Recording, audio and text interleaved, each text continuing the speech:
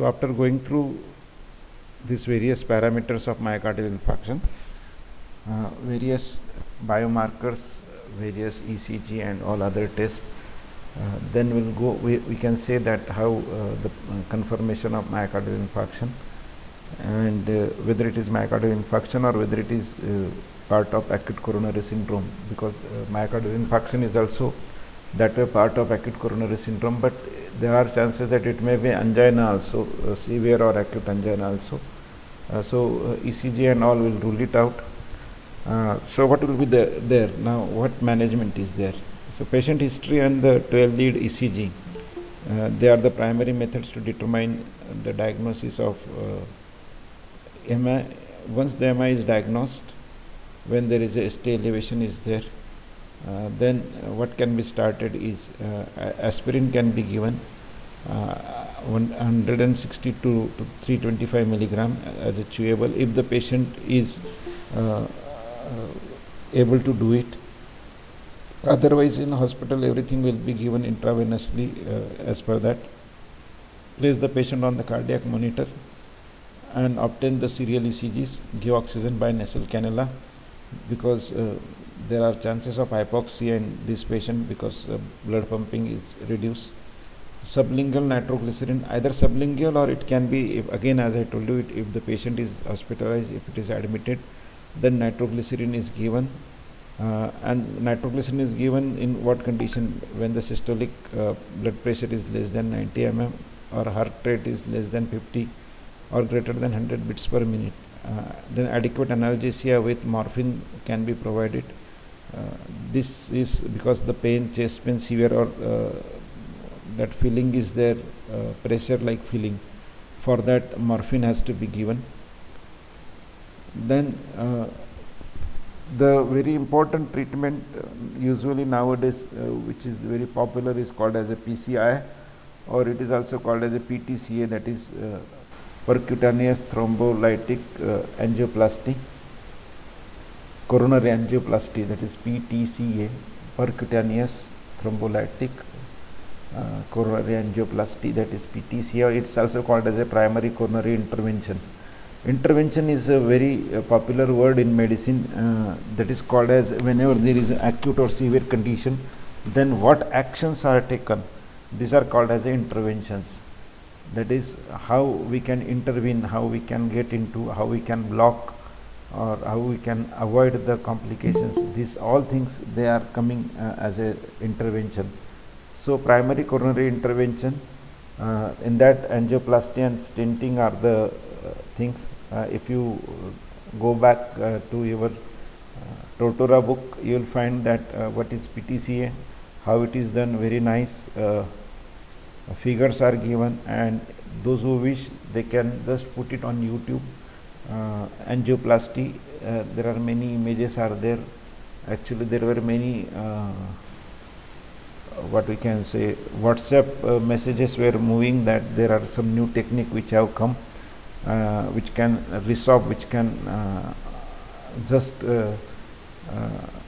get the clot dissolved and get it sucked, or get it shrinked and get it sucked.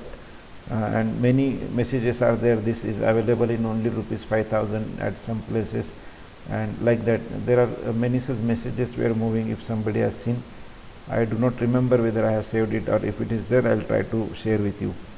So this is known as a PCI, or as I told you, PTCA. It is the most effective alternative to re-establish the blood flow to ischemic myocardium. The primary PTCA or angioplasty is an invasive procedure in which the infarct-related coronary artery is dilated during the acute phase of an MI without prior administration of any thrombolytic agents. No thrombolytic agent is added.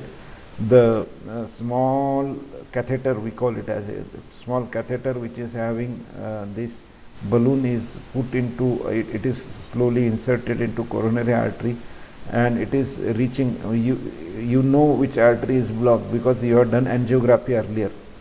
If somebody's relative or they have seen the case, then let me tell you what they do is, once patient is admitted for or by ECG when it is diagnosed, that it is a myocardial infarction, then usually doctor asks you, should we go for angiography? Angiography is another technique that, as I told you, dye is inserted, and with that dye they check, you can check the Google images, this is sort of homework, Google images, that angiography, and this Google images, these images will show, this picture will show that which artery has got blockage and how much blockage it is there. That is because of that circulation of the dye in that area. So from that it will be known that which place, which area is blocked. Then under X-ray, under imaging observation, the catheter is moved to that area. Maybe usually it is from thigh artery, it is there, from thigh artery it is passed towards the aorta, from aorta then it will be put into coronary artery. Once it is put into coronary artery, it will be further guided, and it is checked whether it has going, because it is continuously observed under X-ray, under the screen, and then once it is there, then it will be inflated. So inflated, it is a balloon, small balloon. Because of that balloon, it will cause the dilatation of blood vessel. Because of the dilating of blood vessel, this portion, it will be detached from that, the atherosclerotic area will be detached from that, and this will be taken up, this will be taken from that. As I told you, very nice videos are there. So this is a invasive procedure. The infarct related coronary artery is dilated during the acute phase of without prior, and it may be excellent reperfusion. Reperfusion is a word which is used because there is a loss of perfusion. The job of heart is to pump blood. The blood is perfusing all the tissues and cells in the body. Because of that perfusion, perfusion means continuously supplying this as a aqueous media, nutrients and oxygen. So this we call it as a perfusion. So it is continuously perfused.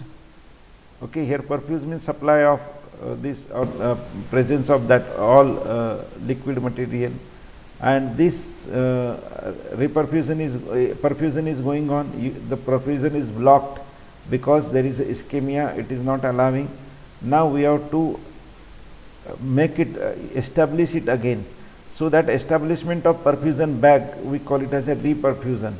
Reperfusion is the only treatment. In case of myocardial infarction, the only treatment, immediate treatment for myocardial infarction is a reperfusion. So any mechanism by which there is a reperfusion, that has to be done, because the first thing is you have to remove that obstruction has to be removed, and this reperfusion is there. So PCI is the excellent reperfusion alternative if the patient is coming within 2 hours or around 120 minutes from the symptom of onset. So we call it as a door to balloon, means from the patient's house to balloon. It should be attained within 60 minutes interval, it will be better. However, up to 9 hours if it is done, still it is beneficial. After 9 hours it loses its benefit. Then clopidogrel is another treatment. We have studied clopidogrel earlier. It is a platelet inhibitor. In pharmacology you have studied it. And ticagrelor, these are given before the percutaneous intervention. Both are antiplatelet therapy, and or aspirin can also be given, either aspirin and clopidogrel or ticagrelor. They are given afterwards for 12 months. This is what we can call this as a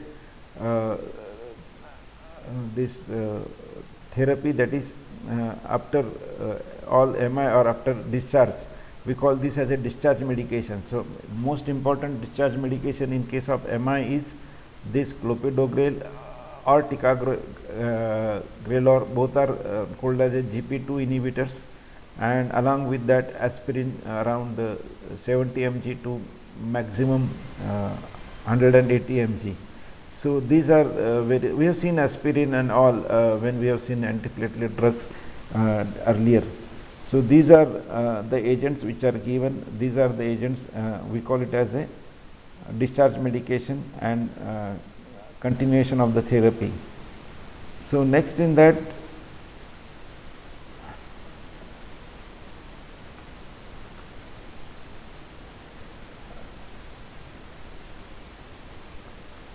the thrombolytic drugs can be used if PTC is not possible, if angina is not possible, this angioplasty is not possible.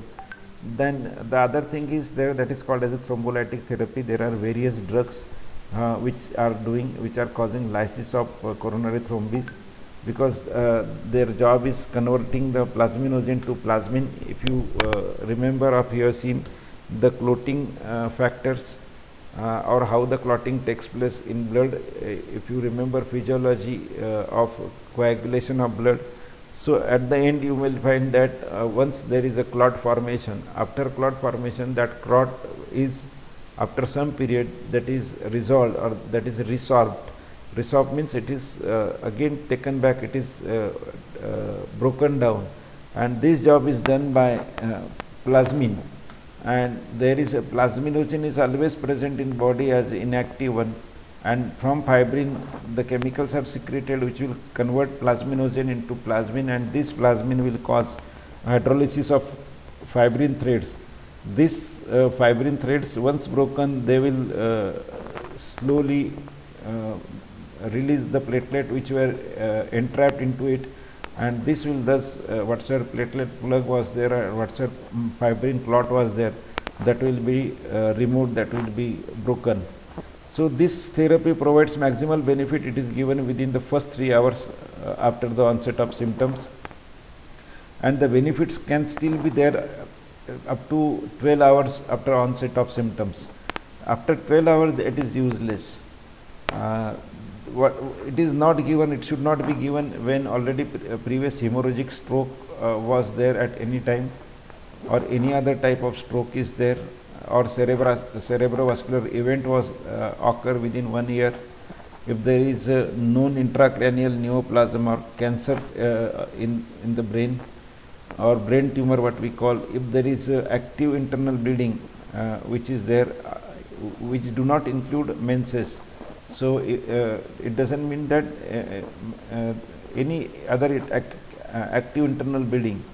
Active internal bleeding here means many people have gastric ulcers, so from that bleeding is going on. Some people are having hemorrhoids, from that bleeding is going on. So, this kind of bleeding is called as a internal bleeding, and it does not include the menstrual cycle or menstrual bleeding. Then suspected aortic dissection, in that it is not used. Then what are the cautious or relative contraindication?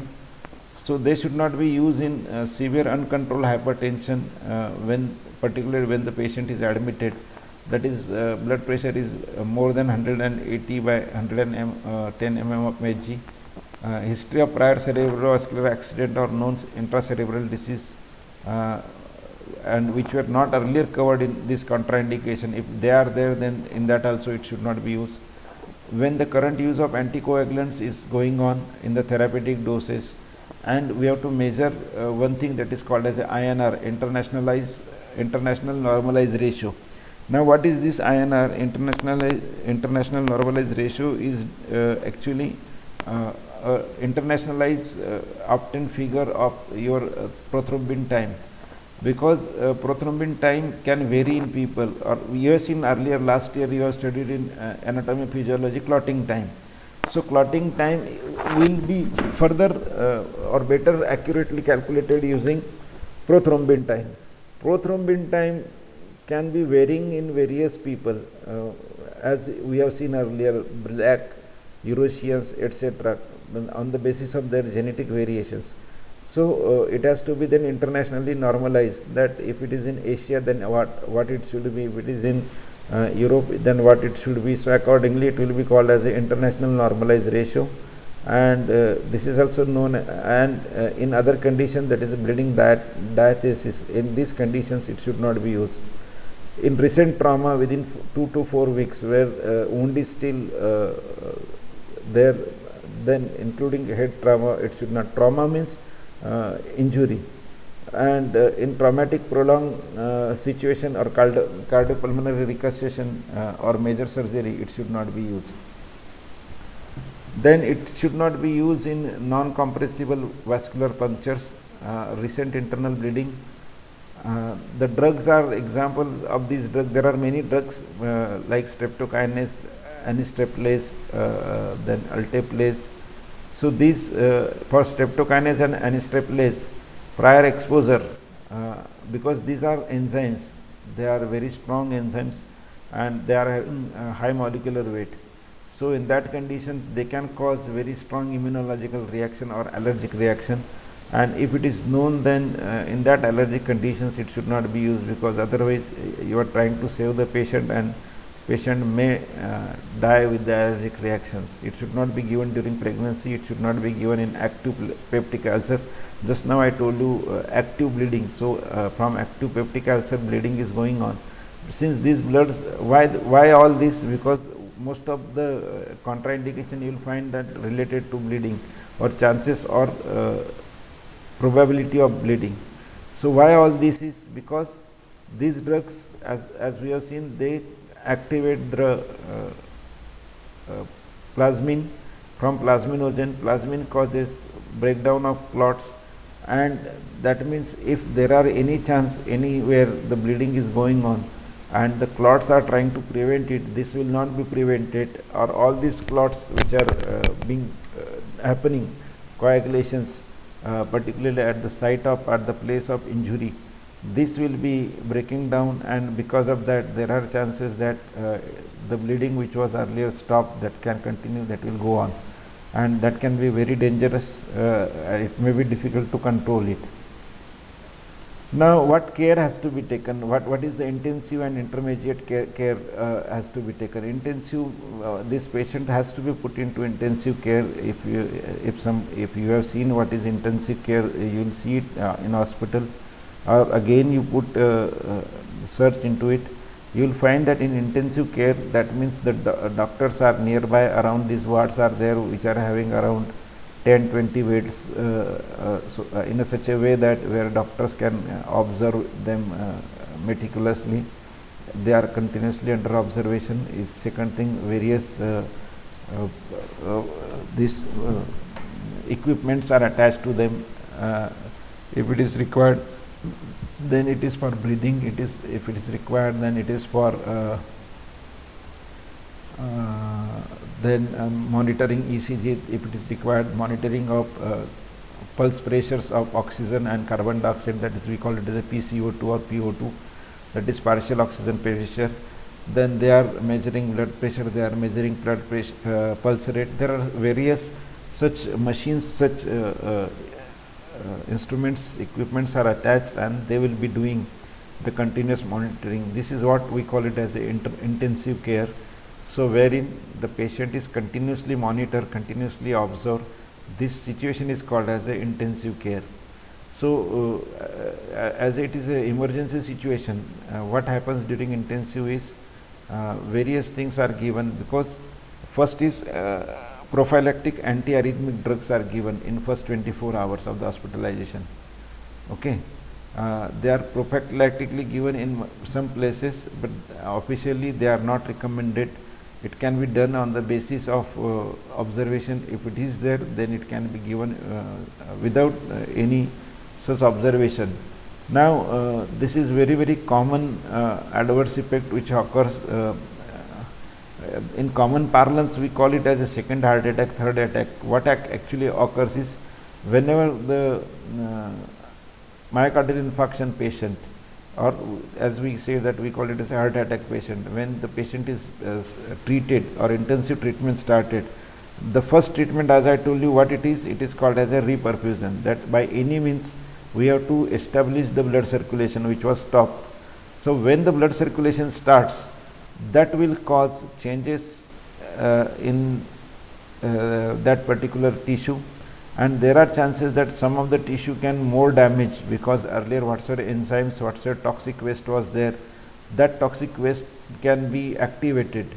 Suppose there were some enzymes which were activated and these enzymes has caused some problem.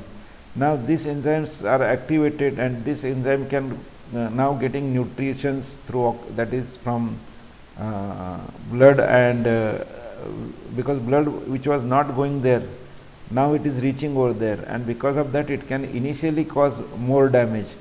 So in many people call reperfusion is the very tricky situation. There is no other way to go for it, means for the blockages, or for the this kind of this coronary artery occlusion. There is no other way. You have to just re-establish blood flow first. This is the first treatment, but at the same time this causes very serious consequences, and therefore the patient has to put in ICU, that is intensive care unit, because whatsoever treatment outcomes are there, they have to be monitored, they have to be checked. So one of the very important problem which is there, that is causing arrhythmias. We have seen arrhythmias, and post myocardial infarction you will find that there are many arrhythmias are there. This is because of the damage of the cardiac muscles during ischemia and that injury. So all these injuries, all these reasons that causes the arrhythmias, and if arrhythmias are severe, if they are uncontrollable, it can be very fatal. Many people call it as a second heart attack or something like that, and it has to be taken care of.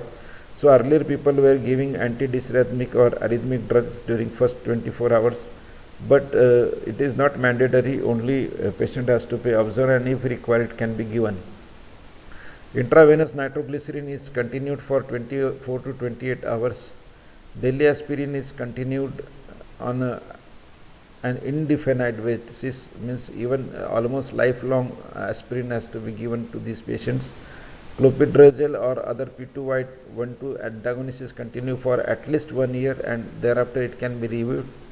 Intravenous beta blocker therapy should be administered within the initial hours of the infarction, then followed by the oral therapy, and it has to be seen if it is continued, then if there are no contraindications to that, no other complication is there, example bronchial asthma, we cannot give beta 1 blockers in that, or if it is there, then we have to check. So in such things are monitored, such things are observed, and beta blocker can be continued.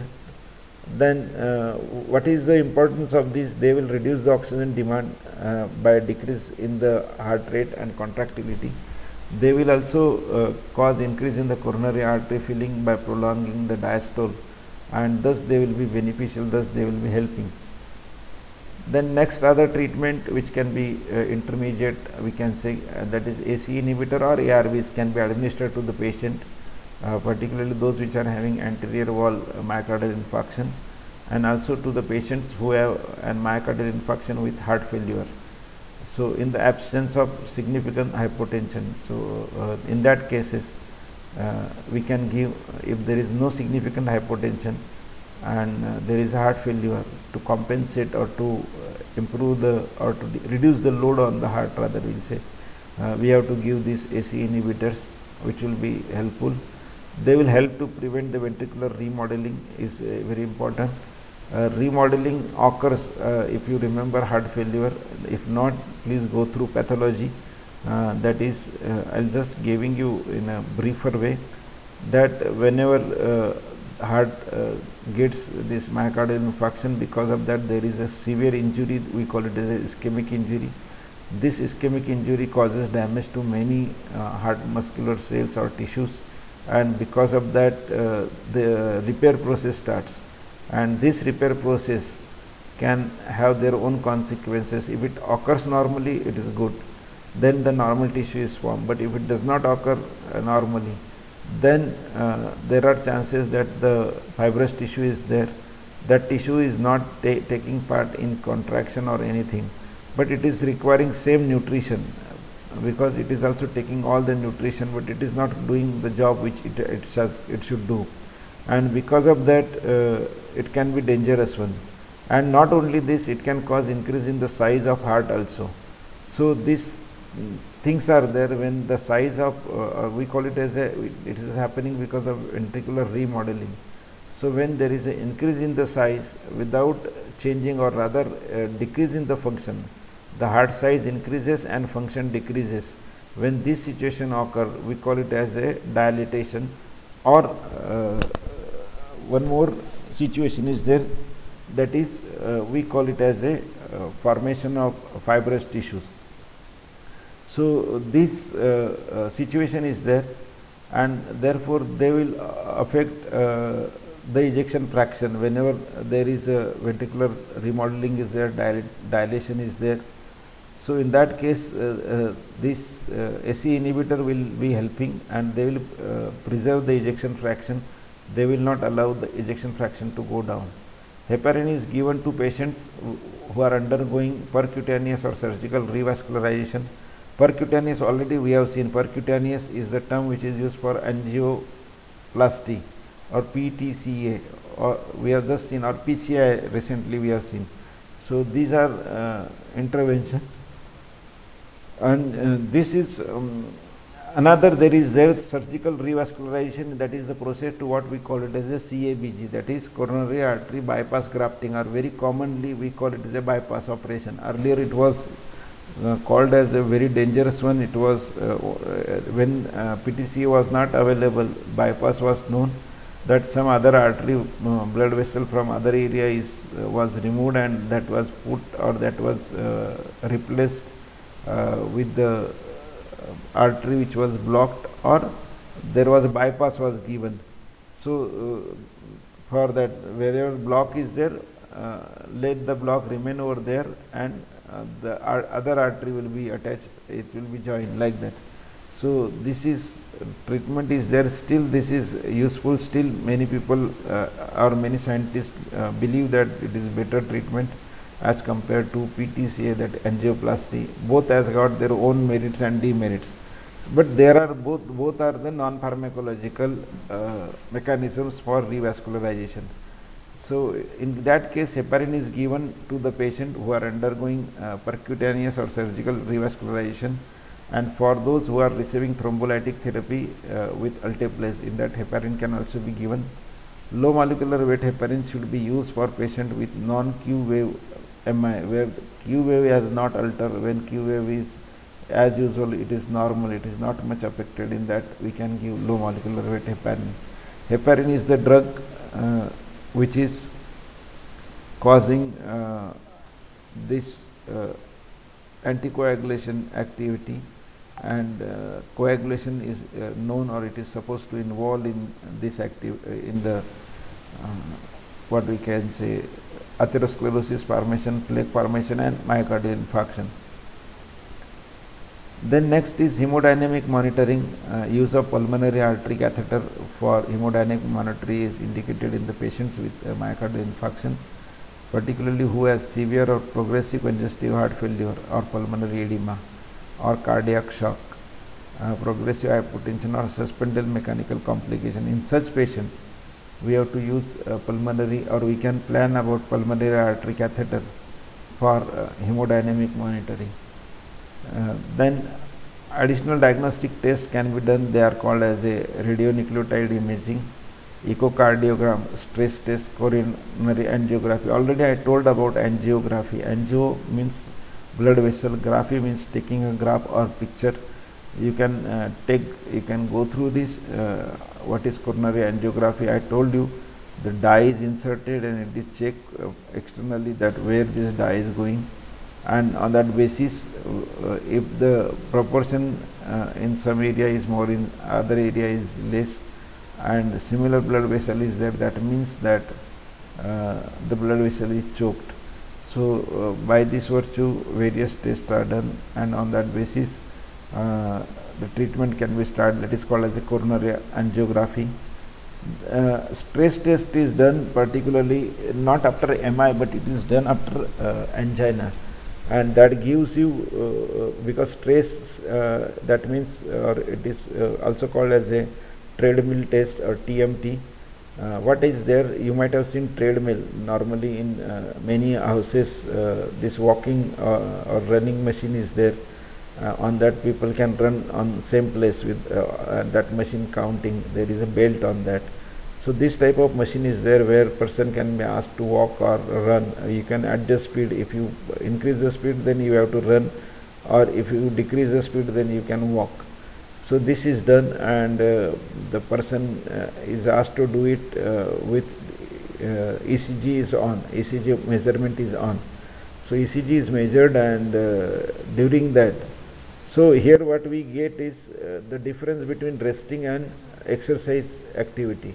If during resting and exercise there is a gap, there is a increase in the oxygen demand, that means supply is not proper.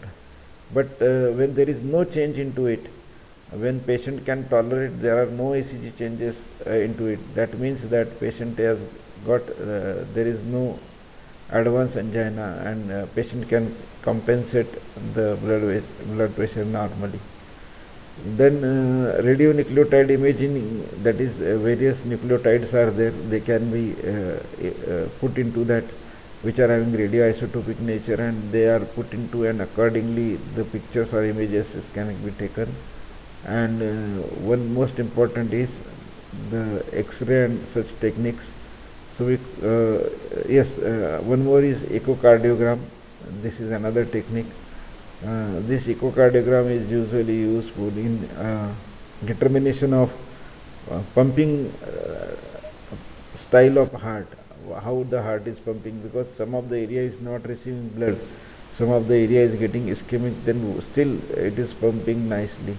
So what is done in that is, it is checked, and what's the blood which is pumped out from the heart, that is checked, that is called as the ejection fraction. And echocardiogram will help you to understand ejection fraction. If the ejection fraction is decreasing, that means it is going toward heart failure, because heart failure means no sufficient ejection fraction or cardiac output is reduction.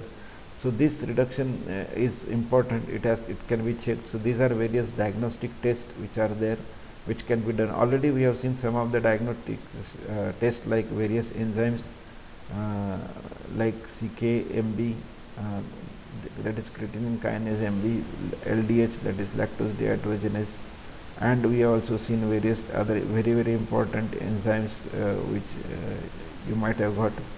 So these are all various tests or various measures which are taken, and on that basis the further actions are taken. Then what are various complications which are occurring during myocardial infarction, either during treatment or after treatment? So first are the vascular complication. It causes recurrent ischemia, it causes or recurrent infarction. This is because if the site still have chances or still have this atherosclerosis, then there are further chances, or there are collapse of blood vessels. So in that case there are chances of recurrent ischemia, and in that cases then you have to go for such kind of treatment. If the blood vessels are collapsing, then you have to put stent in angiography, in angioplasty PTC you will find stent. There are variety of stents are available. These are called as a simple stent or drug eluting stent. Drug eluting stent, drug means drug, eluting means releasing stent. What do you mean by this? There are stent which are having property to release the drugs. Now where the stent are fit, they are put into coronary artery.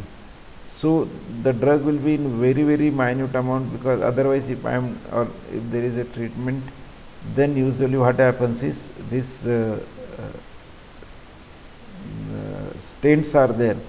So these stents will be having chances, these stents will be getting further tissue growth on that, and because of that our immunological reaction will be there, and because of that these stents has to be having drug.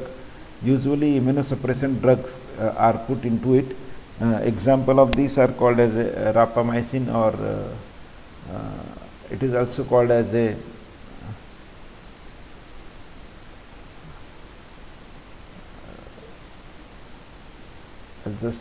I'll recall it. So this is a immunosuppressant, and this immunosuppressant will decrease the chances of formation of regrowth or immunological reactions. Then there can be other complications like mechanical complications like left ventricular free wall rupture. We have seen that it can cause aneurysm if the damage is more than that much tissue which has damage, that will be removed. Maybe it is healed, but no new tissue will be there, and thus it will cause chances for the rupture. Then ventricular septal rupture, it will cause ventricular septal rupture, the septa between two ventriculars. If it is ruptured, then the right ventricle, left ventricle blood will get mixed, and that can make a problem because the oxygen carrying capacity or oxygen level of the blood will be reducing. Then papillary muscles reduce with acute mitral regurgitation. So when these papillary muscles are there, they are playing important role in holding the valves in proper way. This proper mitral wall and such walls, they are properly maintained. Now if it is not there, then there are chances that it will come back. The fluid which was there in aorta or other places or pulmonary aorta, it can come back, and this is called as a mitral regurgitation. Okay, the thing which was to be thrown out, it is getting inside again. Just something like people feel vomiting like sensation, or even they feel that vomit came out, but next moment it come back, it goes back to stomach. So this type of thing is called as a regurgitation. So this is what regurgitation, blood will be pumped in aorta and it will come back again in heart because the wall is not working properly. So this is what mitral regurgitation, it can complication. Myocardial complication like diastolic dysfunction, systolic dysfunction, congestive heart failure, hypotension or cardiogenic shock. This is very dangerous condition. Hypotension because heart is not able to pump properly, and therefore there is a reduction in the ejection fraction. Because of the reduction in the ejection fraction, there is a decrease in the cardiac output. Decrease in the cardiac output results into less amount of blood in the blood vessel, and therefore there is a hypotension. And because of hypotension, the organs are not receiving sufficient blood for their routine activities, and it can result into multiple organ failures. All these organs, they may slowly reduce or stop functioning, and that can result to death. So these are very dangerous situations which are occurring. Then right ventricular infarction, ventricular cavity dilatation and aneurysm formation. So these are the various complications. Aneurysm already we have discussed. So these are various situations which are occurring. Then other complications are pericardial complications like pericarditis. Peri means surrounding, carditis means cardiac or heart. So pericardium and this area will be inflamed. There is inflammation of that area. Then there will be called as a Dresler's syndrome, pericardial effusion, that is some of the fluid which was there, that pericardial fluid will be oozing out, and that is reducing the frequency, but this will not be there, and that can be causing friction. Then thromboembolic complications, that is mural thrombosis, systemic thromboembolism, deep venous thrombosis, pulmonary embolism. So these are various types of thrombosis which are taking place at various places, and that means that these people become prone for thromboembolic complication. They will have thrombus at various points, and this thrombus, if remains there, then they can cause obstruction of blood flow to that organ, and because of that it can cause further ischemic attacks because of this at various places. If it is deep venous thrombosis, it occurs in left. If it is cerebrovascular, then it is a cerebrovascular. It can cause stroke. So depending on the place, it may cause various actions. Then other complication, we call them as electrical complication. We have seen in arrhythmias, we have seen a re-entry mechanism, we have seen the bundle block, and we have seen the reason behind that. These are the tissues are damaged, and therefore the very important structure which is required for a heart, that is what we call as a gap junction and connexons and all. This is not properly maintained, and therefore there can be re-entries, there can be circular entries, and these complications will be resulting into ventricular tachycardias, ventricular fibrillation, supraventricular tachydysrhythmias, or PSVT, what we call paroxysmal supraventricular tachycardias, then bradydysarrhythmias, tachy and brady both. Then atrioventricular block, there is a block between or at AV node is blocked, or it will not allow to fire it properly. So from AV node to Purkinje fiber and all this will be stopping, and it can be of first or second or third degree type of blockage. So these are many complications which are either during myocardial infarction or post myocardial infarction, even after treatment of myocardial infarction. And then in these conditions one has to be very vigilant. We have to go for supportive treatment, as I told you, or we have seen if it is the conditions of arrhythmias are coming, then go for anti-arrhythmic drugs. Then go for if the lipid is reason behind atherosclerosis, add the anti-hyperlipidemic agents. So then we have seen that platelet aggregation is one of the important key factor in the atherosclerosis or in the blood problem. Then add aspirin and such agents like clopidogrel and other agents in treatment, or so that the treatment can be continued. And definitely use any agent which can reduce preload and afterload, because already heart is compensated, already heart has got injury, and if you can try to reduce the workload, reduce the these activities, then you can reduce or you can save the heart from potential problems.